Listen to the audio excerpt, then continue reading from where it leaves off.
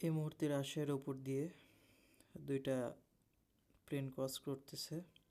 একটা কাঠমান্ডু থেকে হংকংয়ের দিকে যাচ্ছে।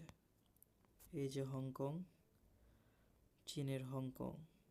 আর আরেকটি যাচ্ছে হচ্ছে দিল্লি থেকে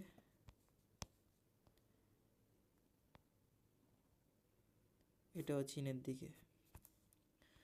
রাইট নাও এখন বাজে রাত 12টা 2। বাংলাদেশে আকাশে প্রায় বিমান নাই বললেই চলে, যা আছে অনেক কম। আন্তর্জাতিক ফ্লাইট সব। দেশের অভ্যন্তরে একটা ছিল জেদ্দা থেকে ঢাকা, তাও ঢাকায় এসে অ্যারাইভ করে দিয়েছে। আর একটা যাচ্ছে কাঠমান্ডু থেকে কুয়ালালামপুর। এই একটা, এই একটা, এই একটা, মানে বাংলাদেশে অ্যারাইভ করার মতো বিমান এখন একটাও নাই। যেটা ছিল সেটা অ্যারাইভ করে দিয়েছে।